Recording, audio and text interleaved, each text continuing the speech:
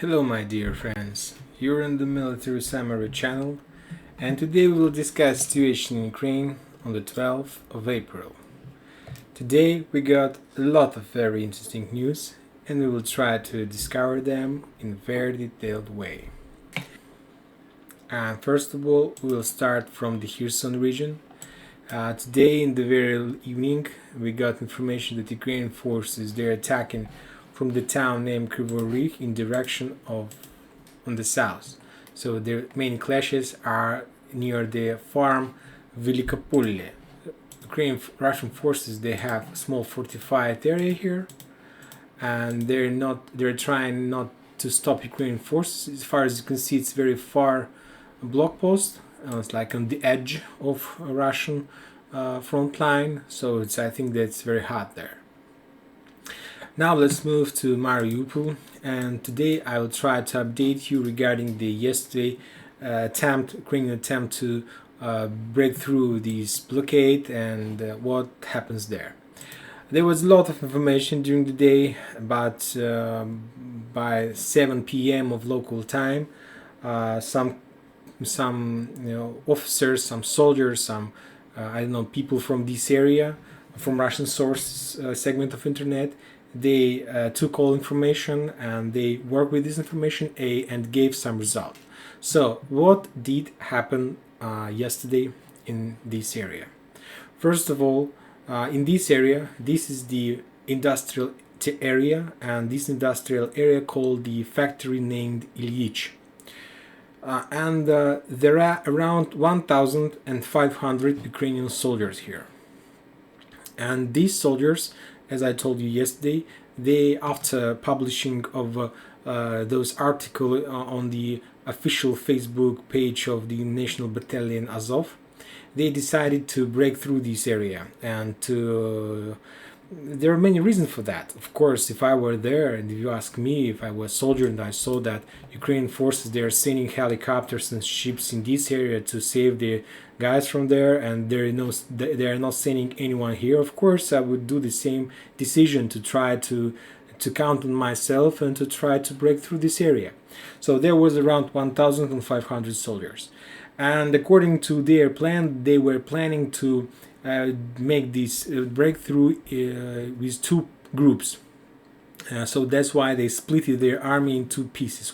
800 was the first part, and 700 was the rest part of these soldiers. So they decided that first they will send that 800 soldiers, and their main mission would be, of course, to break through and also to prepare road for the rest 700. Because in the first group it was a very heavy armored group. So there were one tank, and there was a few artillery-based tanks and few buses, and they prepared a convoy, and they were moving to the north.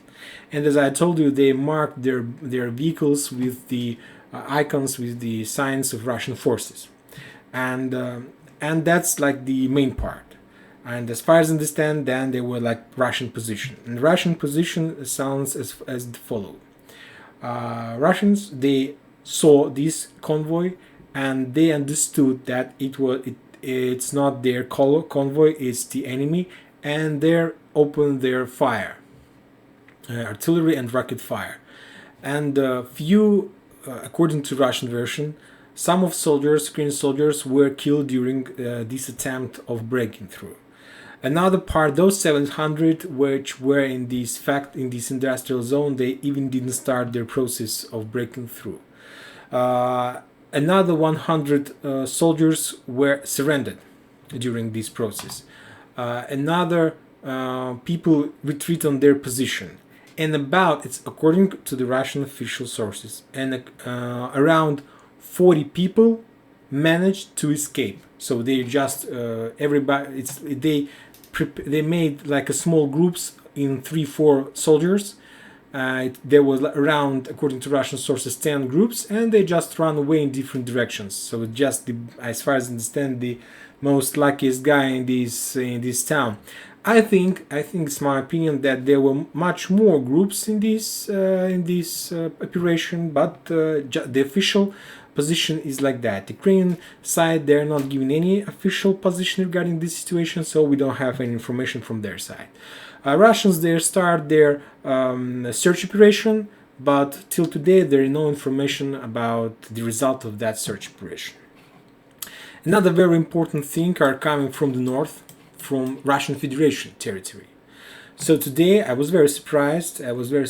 As far as I told you, and remember my previous video, that Kharkiv group, today Kharkiv group is the most effective and powerful Ukrainian group.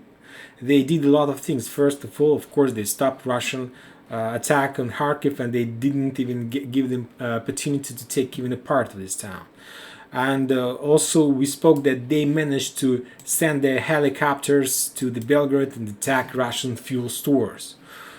Also, this group, we spoke yesterday, they managed to attack Russian convoy somewhere here in this area, and they managed to destroy this convoy. I don't know information about the losses, like in quantities, but if this information was published, I think this information, we can pay attention to this information, so it's worth that. And also today I got information that these forces, this Kharkiv group, they sent some diverse and reconnaissance group into territory of Russian Federation. This is Russian Federation, like on top of this red color, and they managed to destroy the bridge over this. As far as you can see, there is markup on this territory, but I think that they have destroyed this bridge. Imagine yourself, this is the most important bridge in this area, because this bridge connects Belgrade, the stores, the hospitals, and all military infrastructure with. Take a look on this road, this railroad. It goes exact to town Kupiansk. It's another important railway center here, and then after this Kupiansk, it moves to Izum, to Lysychansk first of all, and and from here and this area, this railway station, they bring their goods, their supply, and after that all supply moves to the south to the Izum. So and these bridge were destroyed by Ukrainians. So it's a very nice operation. And they did well. They did their job very well, because you see, this bridge wasn't destroyed somewhere here. It's like in the very back of Russian forces. So imagine yourself, they had to cross this territory full of Russians and destroy this bridge. I think it was very nice operation. Also, if you remember, today there was a very important meeting. This meeting was in a very far east in Russian Federation. In this area there was a meeting where President of Russian Federation Putin met his people, and one of the person who was on this meeting is the President of Republic of Belarus. This country, this is the only one ally of Russian Federation in this conflict, according to the US sources, so he was there. Some of you know, and I always comment this in my videos, I told that I am from this country as well, so I'm living here in this area, so I'm like live here, and I know for sure the relations between these two guys, between Putin and president of this country of Belarus, Lukashenko. I know their behavior, and they know how they act between each other. And I want to tell you one important thing. Usually when there is some issues or problems, they're trying to solve all these things using phones. So they call each other, they discuss the situation, what they need to do, and so on. But if there's something that is very important, if there is something that they are planning to do, and this thing is so big, the value of this thing is so huge, in this case Putin usually calls this president and he tells him everything face to face. So it's like something like a red paper for the citizens in this country. If the president of this country goes to Putin and he says something to him face to face, that means that something very huge is coming. And we know, and all of us, we know that the only huge thing that is coming is the Donbas border operation. If you remember, on the 31st of March, when after the negotiations in Turkey, after Russians announced that they're doing regrouping and they're start moving their forces in this area, you remember I told you that British intelligence, they told that after regrouping it would take around 2 weeks when Russians will start their special operation here. So 2 weeks already passed. So in these days, today, tomorrow, this period ends, and it's time to start this special operation. This operation already started, but I'm talking about the active phase of this operation, when there will be lots of attacks from different sides and so on. Another thing, that today I saw a video like Zelensky started to talk about this special operation, about the active phase of this operation, that he's also expecting this today. So these three things, and I'm sure that you also heard from your own sources about this situation, that everybody are expecting this, the active phase of the special operations. Today, tomorrow, or the day after tomorrow, something should happen. And the main signal for me, it was that the president of Republic of Belarus was called to that meeting, and they discussed something face to face, one-on-one. He told him something important, very important.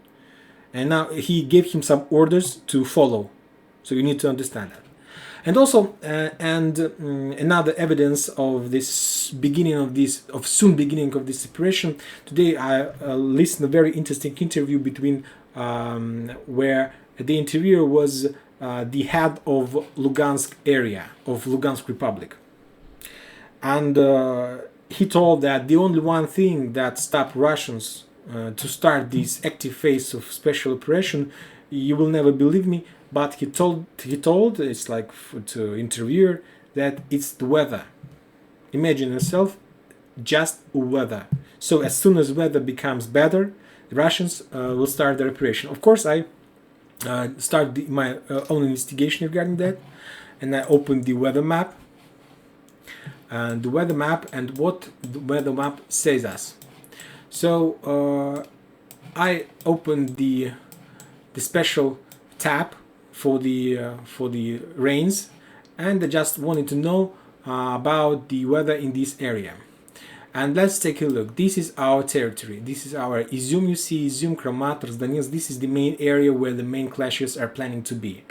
And now let's take a look about the weather till the end of this week, and you will see what's going on.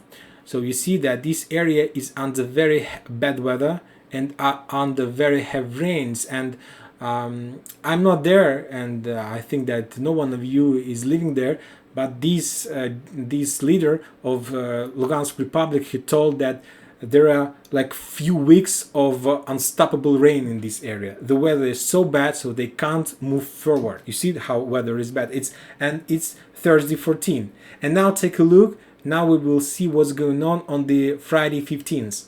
Take a look. You will see that the weather becomes better. You see that? Oh, and it's like this situation correlate with the thing that British intelligence says, with the thing that Zelensky says, with the meeting in with Putin. You see that it's Friday 15 and the weather is perfect. No rains, no wind, nothing. On the 16th we see that some rains are coming from the north. They will go through, and you see they disappear as well. And I already watched this implementation, and I want to tell you that by the 21st of April, the weather will be perfect. So we see that starting on the 15th of April, the weather becomes comfortable to start the special operation. And by the 21st of April, the weather become like the best for this operation. So as far as I understand, by the end of this week, we can see by the middle of the next week, I see that it's the best time to start this operation. Or they will start on Friday, or they will wait a little bit, and then they will start their operation on the Thursday 21. So we will pass the Wednesday 20, and now you'll see that by Thursday is perfect weather there. Just so you see. And that's it for today. Thank you for watching, subscribe my channel and enjoy your day. Bye bye.